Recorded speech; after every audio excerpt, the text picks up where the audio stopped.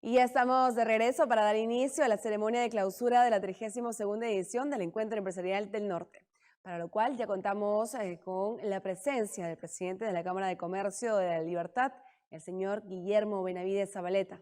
También contamos con la presencia del presidente de la Comisión de Eventos de la Cámara de Comercio de la Libertad, el señor Carlos Vilches Pela, y el presidente del Instituto de Economía y Empresa, el señor Francisco Huerta Benítez. Les damos la más cordial bienvenida.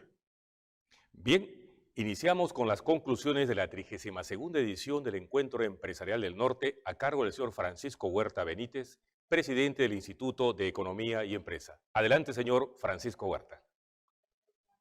Hemos optado, más que hacer una lista de compras de las conclusiones, hemos reforzado para que cada uno de nosotros pueda internalizar la relación entre las variables y pueda construirse en los términos que conozcan para llegar a las mismas conclusiones. Entonces, se ha preparado unas diapositivas, unas 19 diapositivas para poder ir explicando. Comenzamos a nivel mundial, Latinoamérica, Perú y región, para ver cómo hemos ido y cómo vamos haciendo inferencia de las conclusiones que hemos visto de todas las exposiciones vistas. Presentación, por favor. Pasemos a la segunda diapositiva, por favor. Lo primero que se ha observado a lo largo de las exposiciones es que la economía mundial va bien. Es decir, la economía este año va a crecer casi 6, el otro año casi 5, y va a terminar en los próximos años 3,13 promedio. Si miramos el lado derecho del mapa, vamos a ver que quienes crecen más, como siempre ha venido sucediendo, crecen el Asia emergente y en desarrollo, 7, 6 y va a quedar en 5 en los próximos años. América Latina sí crece menos, 6, baja a 3 el otro año y probablemente esté terminando en 2,5 en los siguientes años. Y esto vinculado a gobiernos poco responsables que hace que las economías no crezcan lo que deben crecer. Lo que es bueno también para nosotros es que Estados Unidos crece a 6%, 5,2 y probablemente entre 3, 5 y 4 en los siguientes años.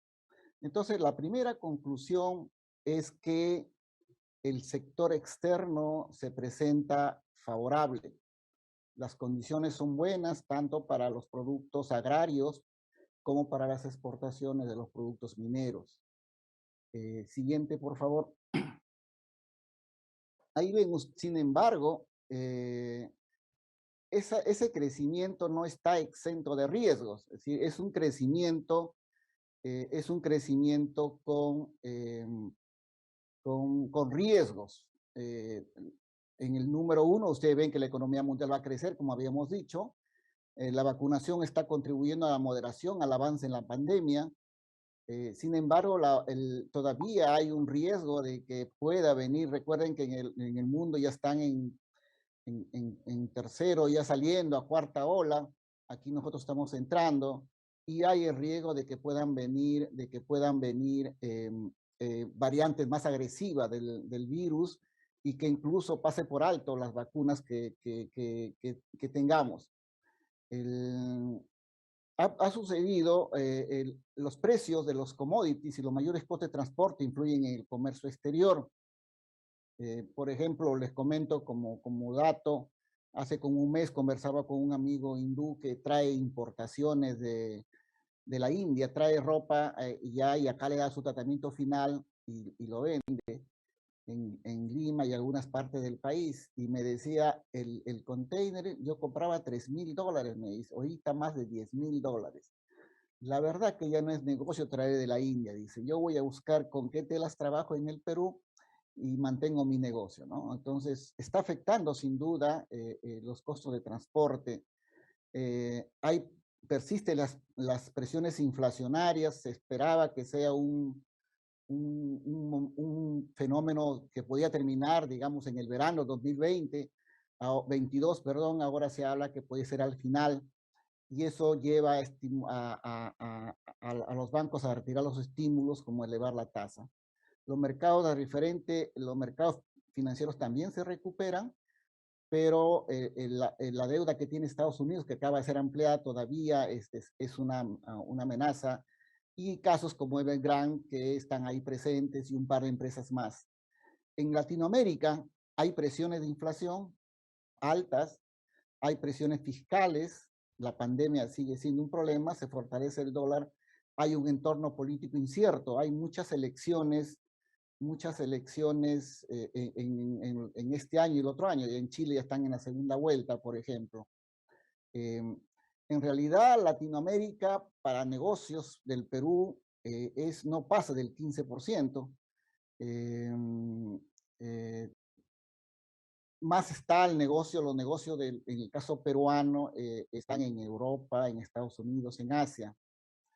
Hay lo que todavía falta desarrollar, abrir, liberalizar el comercio más interregional. Hay riesgos, nuevas variantes también, expectativa de inflación alta, normalización mayor de la política monetaria, hay tensiones sociales, gestión de pandemia y no se avanza las medidas estructurales. Siguiente, por favor. Entonces, la primera conclusión que sale de haber mirado rápidamente lo que pasa en el mundo, hay situaciones favorables en el mundo para continuar exportando, tiene sus riesgos también, no parecen riesgos desbocados, son riesgos acotados, pero están presentes. Entonces, ¿cuál sería la inferencia de la segunda conclusión para el caso, para el gobierno o para gobiernos como el Perú?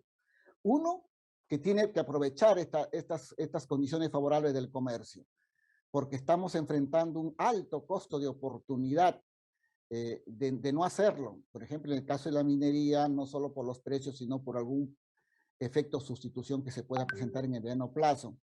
Entonces, y lo segundo, dado los riesgos, se requiere que el gobierno sea responsable, sea cauto, mesurado en su política fiscal y estemos preparados para cualquier embate del sector externo. Entonces, ya tenemos dos grandes conclusiones. El comportamiento del mercado internacional y el comportamiento que debíamos esperar del gobierno. En el Perú también hay incremento de contagios, se podría venir la tercera ola, y eso ustedes saben que es menor al PBI. Aquí en la región ya está Virú, está en la antesala Chepén y Trujillo, que podían ingresar también a nivel alto, no extremo, sino a nivel alto, pero nos agarran un poco fuertes porque hemos avanzado en la vacuna. Aquí en el Perú la actividad creció de enero a septiembre de 2021 en comparación al mismo periodo 2020. O sea, digamos que la economía está corriendo bien, ya está ligeramente por encima también del 2019, de la prepandemia.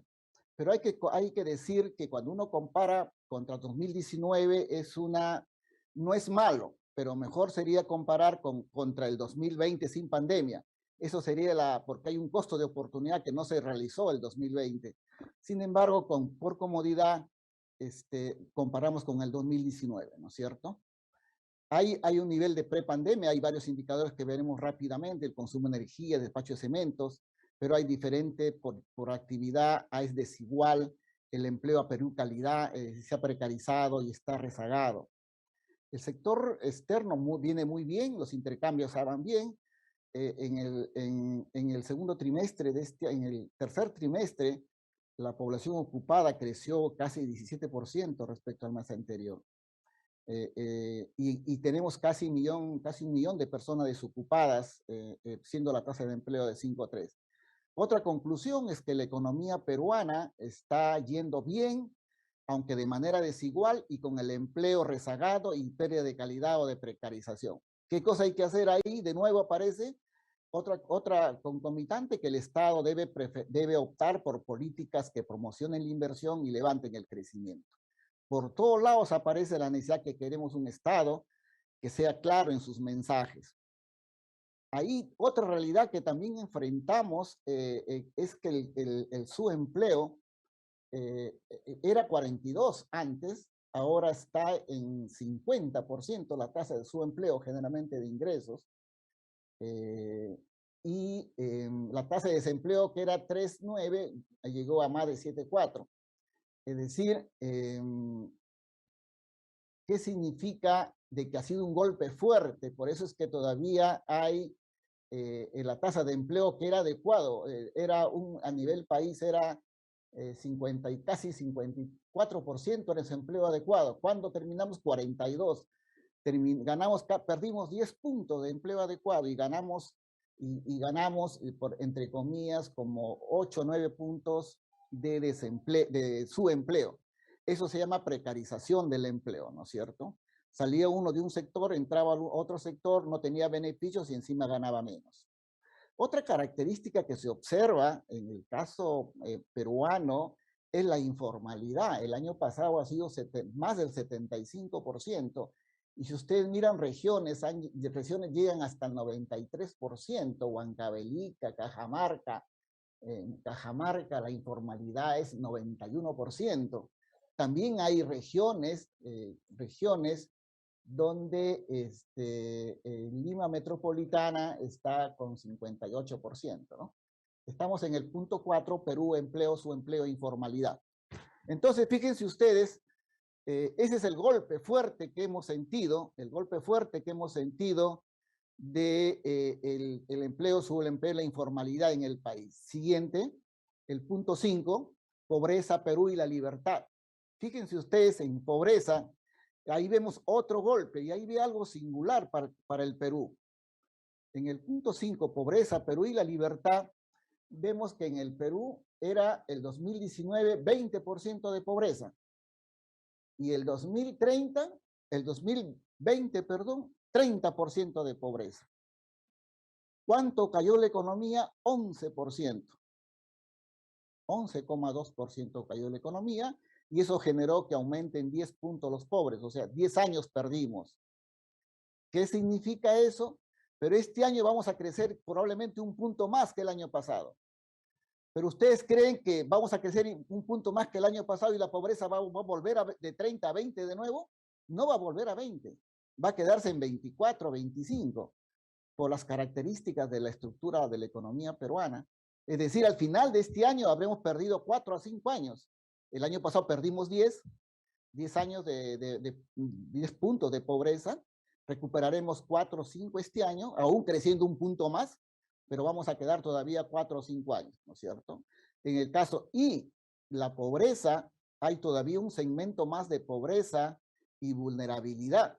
Es decir, aquellas personas que si bien gastan más de 12 soles por día, gastan 15, 20, 25, pero son vulnerables que ante un shock de incertidumbre, de caída de la inversión, inmediatamente pasan a ser pobres, es decir, a gastar 12 soles o menos 12. ¿Y cuántos son esos? Es 30 puntos más.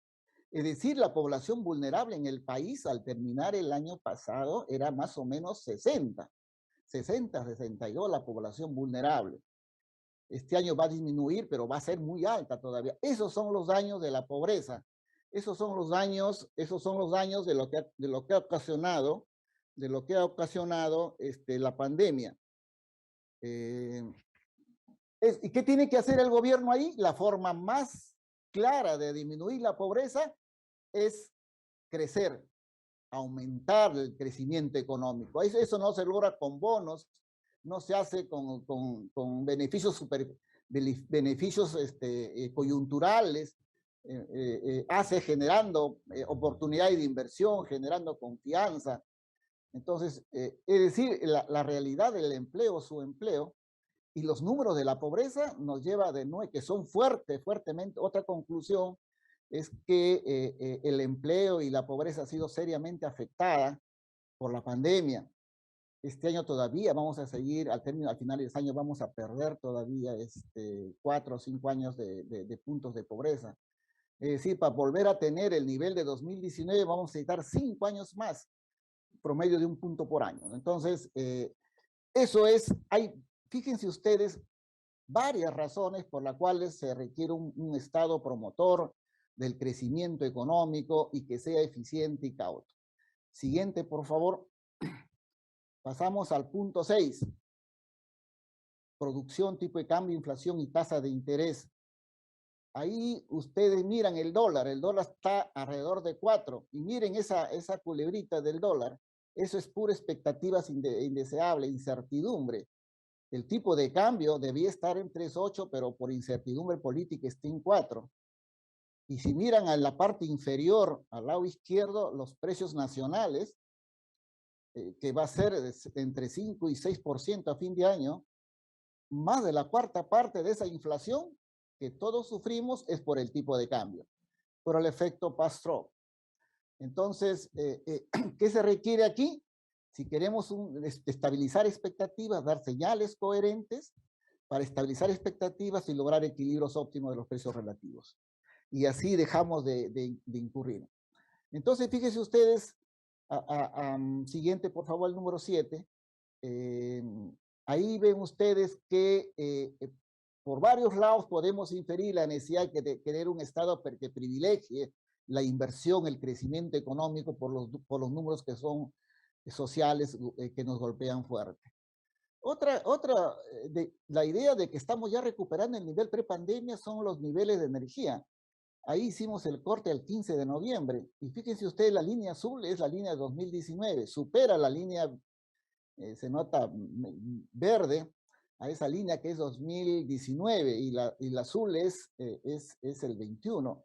En muchos tramos lo supera, pero fíjense ustedes, en los últimos 20, 30 días comienza a bajar el consumo de energía, lo que se puede ver indicadores adelantados. Y eso puede estar significando algunas señales no positivas que están afectando a la demanda de energía de los sectores productivos. Entonces, fíjese, por aquí lo supera largamente, pero al finalizar ya hasta el 15 de diciembre, octubre y 15 días de noviembre, ya se acercan mucho, están casi pegados. Eso puede ser señales de, como decía, un indicador adelantado de que las cosas se están complicando, aunque no va a revertir la tendencia del año, pero se nota algunos rasgos. Siguiente, por favor, el 8. Ahí está el despacho de cemento. En el despacho de cemento sí se nota un crecimiento básicamente por la autoconstrucción, que el cemento de octubre aumenta 2,3%. En los meses anteriores la tasa era superior, pero octubre con respecto a septiembre es 2. Esperemos que noviembre por lo menos no caiga, ¿no? Y en diciembre igual, ¿no es cierto? Pero varios indicadores muestran que estamos recuperando los niveles prepandemia ligeramente. Siguiente, por favor, el 9.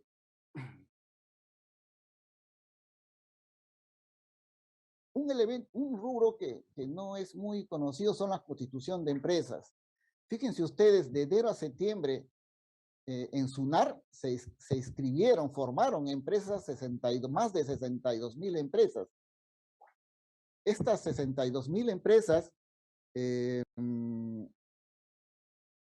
superan ya no comparamos con 20, con el 2019 lo superan en 11%, es decir, de enero a septiembre de este 21 se han formado 11% más de empresas que de enero a septiembre de 2019.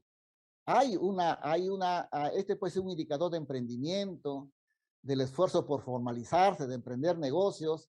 Esos somos los peruanos, emprendedores, pero queremos entornos favorables. Crecen las empresas individuales 18%, las sociedades económicas anónimas abiertas 11% y la SAC 8%. Todas las empresas, las modalidades quieren. Entonces, ¿qué debe hacer un gobierno cuando mire esas cifras, que la gente forme empresas, quiere crecer, quiere desarrollarse con formalidad? ¿Qué hace? El gobierno lo que tiene que generar entornos económicos favorables a la inversión y disminuir la incertidumbre. Siguiente, por favor. El punto 10.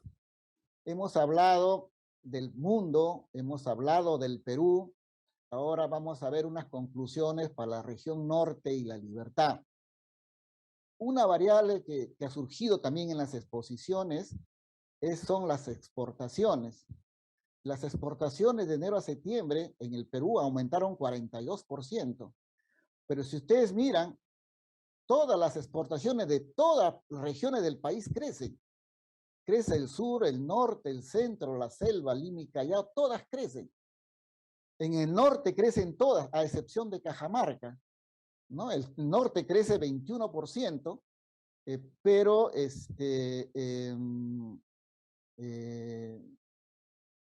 en cambio la libertad en el norte, que mientras el norte crece 21%, la libertad crece a 30%, más o menos.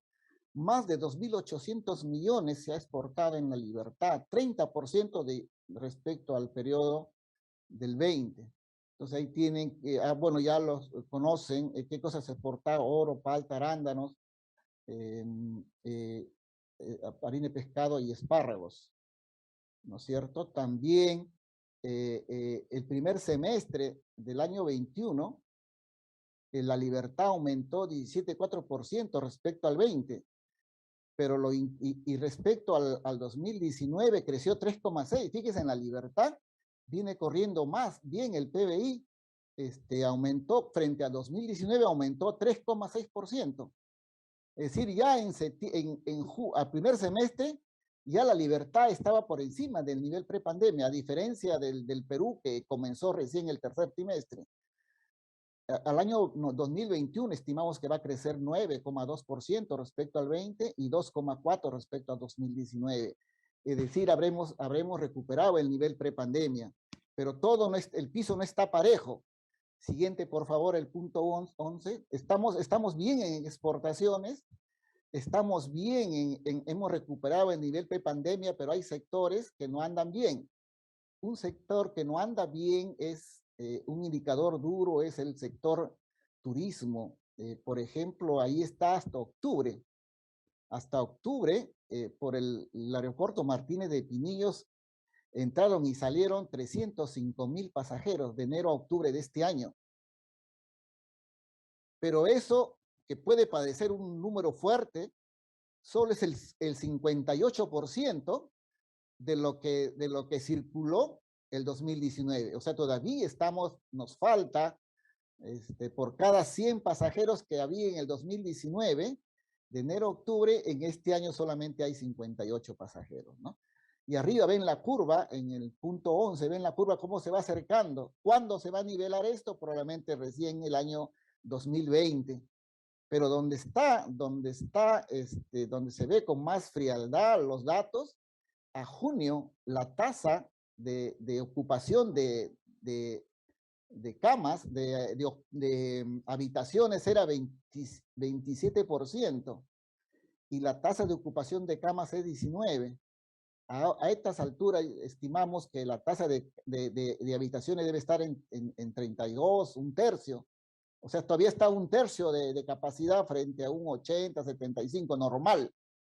Igual también de camas. Es decir, el sector hospedaje todavía está bastante golpeado. También están golpeados en este sector de alojamiento, restaurantes, también están las señoras que dan pensiones, que alquilan sus cuartos, sus departamentos, también están con un nivel de ingreso de 40, 35. Es decir, han sido golpeados todavía, si bien en el globo nos va bien, viendo actividades no está bien, y por lo tanto se requiere, siguiente por favor, el número 12, reducir la informalidad.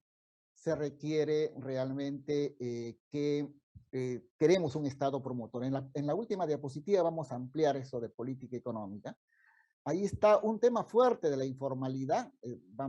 Esto se queda ahí. Vamos siguiente, por favor, el número 12, número 2, en la diapositiva 15. Ahí hay la informalidad, afecta al crecimiento económico. Cuando uno reduce la informalidad, y es un buen tema que fue tratado por Daniel Barco del Banco Mundial, trató de manera didáctica la informalidad, basado en un libro que lo vamos a ver ahorita, que es del propio Banco Mundial. Reducir la informalidad ayuda a crecer la economía, mejora la productividad y reduce la desigualdad. O sea, es una política que esperamos y surge de acá, que es importante, es fundamental. Otra conclusión que es fundamental reducir la informalidad por sus efectos benéficos, sus efectos benéficos en el crecimiento económico y en la igualdad, ¿no es cierto? Obviamente, porque hay informalidad, un punto importante es la productividad, pero para lograr la productividad tenemos que tener una estrategia integral. Los tres niveles de gobierno tienen que estar alineados y no estar peleándose por el mismo espacio. Debe buscar crecer las empresas y enfocarlas a ser más atractivo formal. Siguiente, por favor, la diapositiva 16. Ya nos falta 4 ya. ¿Qué hacer? ¿Qué hacer? Estamos en la diapositiva 16. Nos planteó Daniel Barco un conjunto de intervenciones integrales, coherentes, a ver el marco regulatorio, analizar el mercado laboral, flexibilizar la desvinculación laboral. El problema del mercado laboral y uno que hemos visto este gobierno, si ustedes recuerdan lo que sacaron su propuesta laboral, ahí lo que buscan es proteger el puesto de trabajo, cuando lo que se debe proteger es el empleo. Y ellos lo ven como un conflicto entre el empresario y el trabajador. Es decir, como si fuera un juego de suma cero. Yo le arrancho, yo le quito, más para mí es menos para él, cuando debe ser un marco, debe ser un juego de suma positiva, desarrollar marcos colaborativos, marcos flexibles, vinculados a desempeño. Eso es lo que debe hacer una política laboral moderna, de acuerdo a cómo el mercado está pidiendo. Hay varias formas. La tercera parte es el tema tributario, el sistema tributario, esos 4 regímenes fomentan el enanismo empresarial. Uno no pasa de un régimen a otro, uno salta de un régimen a otro, ¿no es cierto? Del básico al intermedio al final salta y obviamente a nadie le interesa pasar, sino dividirse. Por eso se habla de que practique el enanismo empresarial. Servicios públicos, sí, no hay poca digitalización, poca transformación digital. Hay que rediseñar el sistema de centralización y el último es el capital humano, ¿no? Apoyar la elevación de la calidad docente, promover entrenamiento. Es decir, hay todo un conjunto. Lo interesante de que hay un menú realmente para reducir la informalidad y ese es un buen punto que la Cámara, confíe, sistematizan y lo plantean. Ya no, como digo, un conjunto de como si fuera una orden de compra, sino uno va saliendo, se va lógica. La institucionalidad, un tema importante en la institucionalidad, hay un libro que es bueno, que salió este año, es Repensar el futuro, debía ser motivo de lectura y análisis en los círculos empresariales, académicos, gobierno. Ahí plantean 4 ejes de intervención, es un buen punto para hacer del Estado que cree valor. El Estado, buena parte de la informalidad, se diría hasta más del 70% de las razones por qué hay informalidad, es por la actuación deficiente del Estado. Entonces, ahí esto trabaja con ejes de intervención, este interesante documento. Diapositiva 18, por favor. Hacia un mejor Estado al servicio del ciudadano. Hay una propuesta para mejorar la institucionalidad, lo plantea bien, de corto plazo, mediano plazo y largo plazo. Esta es una conclusión aumentada para cómo mejorar la institucionalidad. Hay una hoja de ruta, esta es la diapositiva 18. Hay debilidades estructurales de la economía peruana y eso es casi como morderse la cola. Estamos creciendo, estamos en un círculo de equilibrio bajo, ¿no es cierto? Y eso no suma. Siguiente, por favor, diapositiva 19. Esta es la última diapositiva que aquí nos permite, en el corto plazo, nos podemos ir bastante mejor. En la política monetaria hay más claridad de que se va a manejar bien las cosas por el director escogido, pero como la inflación es alta, está forzando al gobierno, al Banco Central, a elevar la tasa de interés a 2%, ya está, y un tipo de cambio aumentado por expectativas, pero la política monetaria da tranquilidad porque es predictible. Saben de que si hay que subir la tasa para abatir la inflación, pues lo hacen, no hay ningún problema, aunque también hay que ser más fino porque puede ser, porque es diferente que sea inflación de demanda a que sea inflación de costos.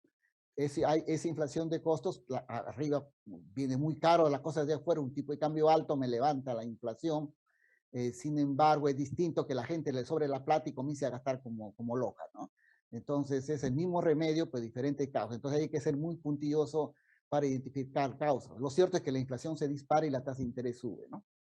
Donde hay problemas es en la política fiscal.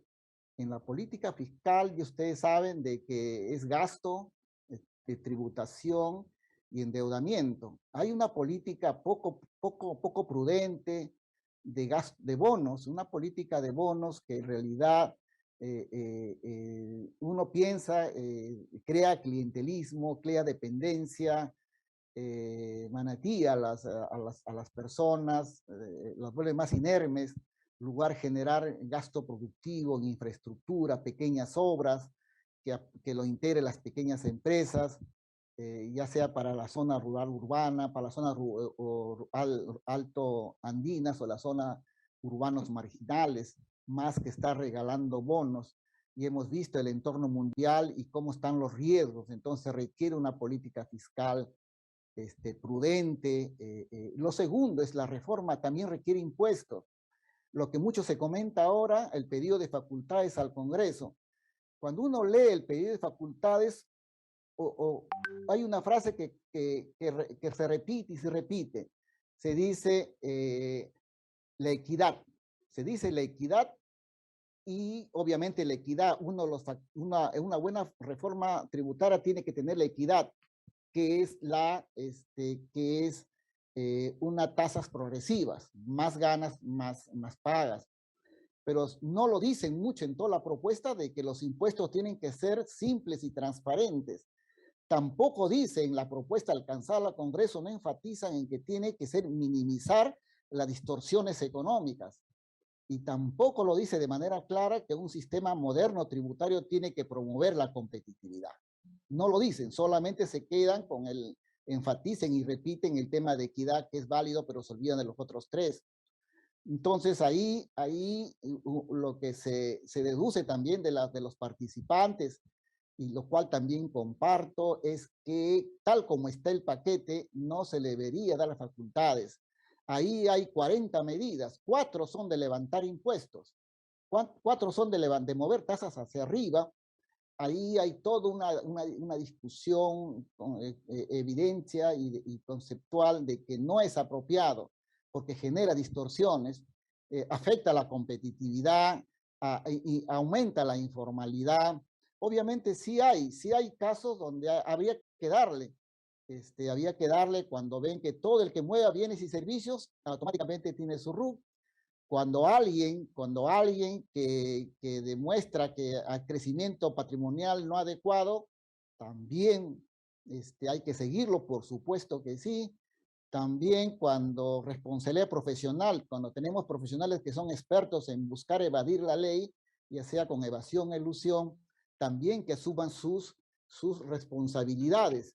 Entonces, y también empresas fantasmas que se dedican a fabricar facturas. Esas cosas sí, lo que son simplificar, los que son mejorar la base tributaria, reducir la ilusión y la evasión, eso sí está bien y había que sí darles. Sin embargo, mover tasas, eso no es que uno diga no se debe mover, eso debe pasar al Congreso a ser discutido, a ser analizado, y cuando es analizado las comisiones llaman a expertos de diferentes áreas y discuten ahí. Ahí discuten si es bueno o no es bueno levantar, hacen un análisis costos-beneficios y salen. Otra característica también de la presente es que hay que fortalecer, y acá se ha expuesto muy bien, no solamente el capital físico, también el capital natural de servicios ecosistémicos, fortalecer la institucionalidad, capital humano y el capital intelectual también hay que hacer. En política agraria también, ayer un expositor también observó la política agraria, está comenzando lo que le llaman la segunda reforma agraria, está comenzando con La titulación forma parte del buquet, es cierto, pero ¿por dónde comenzamos? Y lo central es el agua, hay que fomentar el agua. Entonces hay que usar bien el agua es el centro de la política agraria. La titulación, derechos de propiedad también, pero no están al mismo nivel del agua, no están ahí, hay que priorizar y ahí falla la segunda la llamada segunda, la segunda reforma agraria. Si es así y es cierto el agua, ¿qué hay que hacer? Dos cosas. Desatar los grandes proyectos. Chaimochí deben soltar, ya tiene más de un año y medio el Ministerio de Agricultura y no da solución. A nivel pequeño, ¿qué tienen que hacer? A nivel pequeño lo que tiene que hacerse es desarrollar los proyectos de siembra y cosecha de agua y algún sistema de tecnificación agraria. Esos son los puntos centrales que hay que mejorar en el corto plazo.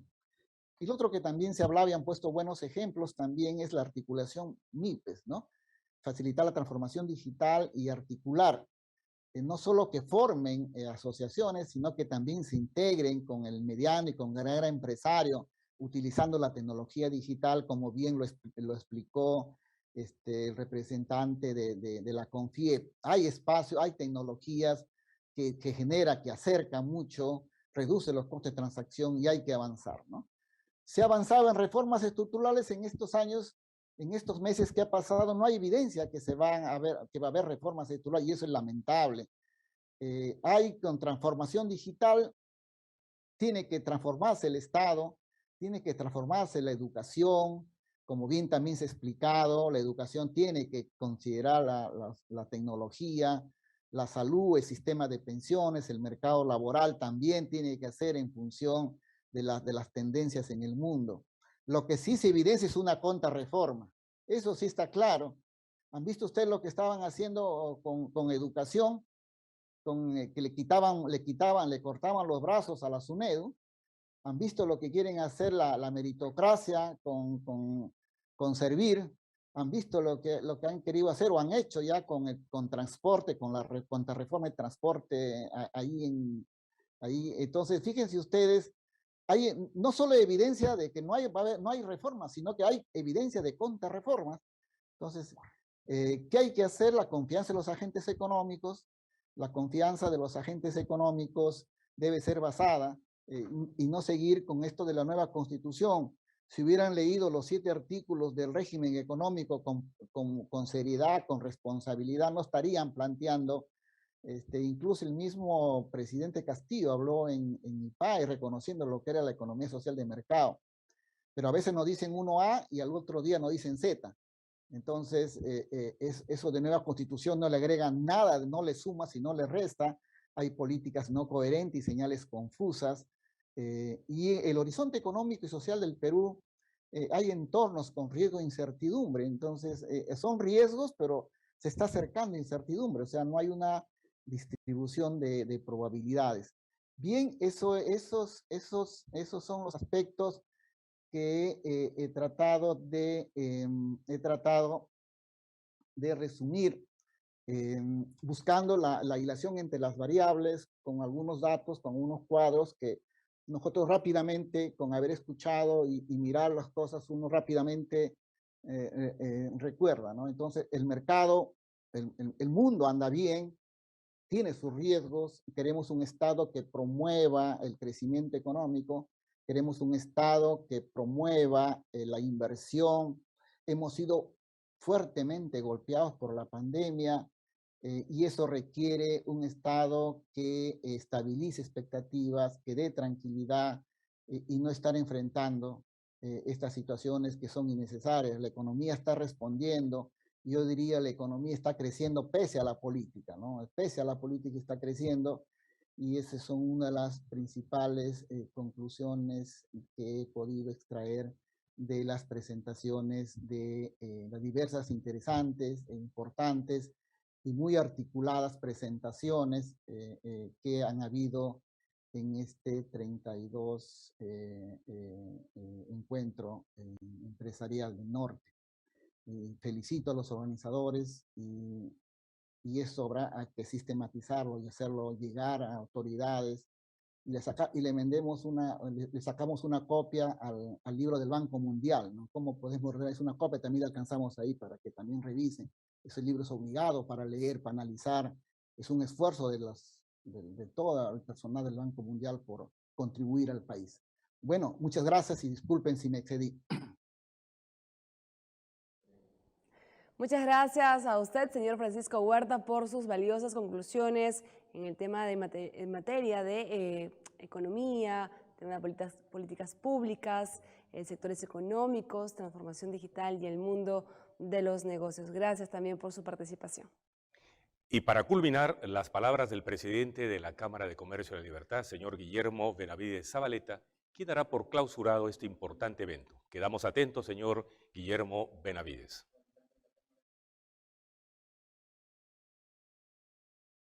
Gracias. Muy buenas noches con todas las personas que nos acompañan para la sesión de clausura del 32º Encuentro Empresarial del Norte, denominado Resiliencia para retomar la senda del desarrollo. Han sido importantes e intensas jornadas de gran aprendizaje y con participación de muchas empresas y así como de sus representantes en estos 3 días, demostrando su gran interés por conocer la situación económica y social de nuestro país, así como sus enormes potencialidades de desarrollo a corto, mediano y largo plazo. Queremos agradecer al Consejo Directivo que me honro en presidir, así como también al presidente de la Comisión de Eventos, el señor Carlos Vilches, al personal de la Cámara de Comercio, que en un arduo trabajo por el desarrollo virtual de este evento ha tenido bastantes jornadas de convocatoria a muchos empresarios. A CONFIEP, coorganizador de este evento, en la persona del doctor Oscar Caipo, que ya hace 10 años participan de manera eficiente en el desarrollo de este 32º Encuentro Empresarial del Norte. También quiero agradecer de manera especial a cada uno de los expositores, tanto nacionales como en extranjeros, que nos han brindado sus conocimientos, han compartido importante información que es trascendente para la gestión de cada uno de nuestros sectores productivos. A nuestros auspiciadores que han hecho posible el desarrollo de este evento, dando muestras reales de compromiso e institucionalidad con la Cámara de Comercio. A todos los socios de la Cámara de Comercio que se han hecho un esfuerzo de participar, haciendo un tiempo en su día a día para llegar a este evento, que es uno de los eventos más emblemáticos y únicos en el norte del Perú. Quiero agradecer también al señor Francisco Huertas, a quien hemos convocado para el desarrollo de las conclusiones de este evento, que como lo hemos escuchado, lo ha llevado a desarrollar en 20 láminas, donde ha podido concentrar los puntos centrales de cada sector, dejando en claro que nuestro país es un país con mucha capacidad de recuperación, es un país que ha demostrado una inmensa fortaleza individual en cada uno de sus emprendedores, de sus pequeños empresarios, y que gestiona indistintamente a todas las adversidades. Sin embargo, tal como lo ha mencionado el doctor Francisco Huertas, necesitamos corregir en muchos sectores para que la viabilidad de la recuperación económica, el desarrollo de los pueblos, la mejora de las condiciones de vida de muchos peruanos, la contratación laboral, la formalización de las empresas se haga realidad, necesitamos gobiernos sólidos, con planificación y con gente preparada. Como hemos visto a lo largo de estos 3 días de conferencias, son muchos los desafíos que tenemos por delante como país. Pero sin duda la recuperación de empleos dignos, que son los que demanda la población para darle una mejor calidad de vida a sus familias, es uno de los principales retos a cumplir en el corto plazo. Sin embargo, nada de esto será posible si el gobierno no logra tener coherencia entre los mensajes que envía y las acciones que ejecuta, originando preocupación en los inversionistas. Hoy se requiere mantener la estabilidad jurídica de nuestro país, así como la democracia y el modelo económico que nos han dado grandes resultados durante las últimas décadas y que ahora se ha puesto en riesgo.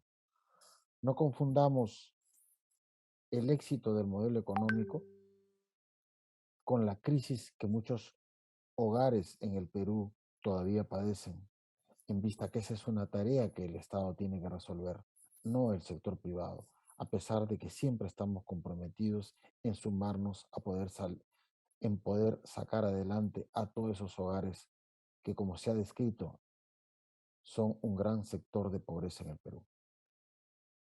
Por nuestra parte, seguiremos trabajando de manera responsable y articulando con el Estado, en vista que a través de estas conclusiones que ha desarrollado el doctor Francisco Huertas, vamos a hacerlas llegar al gobierno regional y al gobierno central para que tomen conocimiento de los estudios, de las potencialidades y de las conclusiones que nos lleva estos 3 días de trabajo y de intercambio de información, con la finalidad de que se impulse la senda del desarrollo. De esta manera, y agradeciendo la participación de cada una de las personas que se han sumado al desarrollo de este evento de manera virtual, quiero dar por clausurado el 32º Encuentro Empresarial del Norte, reiterando mi agradecimiento y la necesidad de sumarse a la consolidación institucional de nuestro país, así como nuestra Cámara. Muchas gracias. Buenas noches. Muchas gracias, señor Guillermo Benavides Zabaleta. De esta manera ha concluido la 32ª edición del Encuentro Empresarial del Norte, el evento más emblemático del norte del país que con el tiempo se ha convertido en un prestigioso espacio de diálogo y debate donde cada año se reúnen tanto autoridades como empresarios, académicos, ejecutivos de primera línea de dirección y expositores de prestigio nacional e internacional. Pero no podemos irnos sin reconocer el respaldo de las prestigiosas marcas auspiciadoras comprometidos con el desarrollo sostenible de nuestro país, a quienes queremos agradecer de manera especial en esta oportunidad. Categoría LEED, Lenovo. Categoría Diamante, Cartabio y Casa Grande. Categoría Platino, AFME Ingenieros, Minera Poderosa, Chimú Agropecuaria, Caja Trujillo, Universidad César Vallejo, Asociación para el Desarrollo Agropecuario Sostenible, ADAS, Grupo Escacorp, RIMAC Seguros y REA Seguros, Cuavi y Promigas Perú.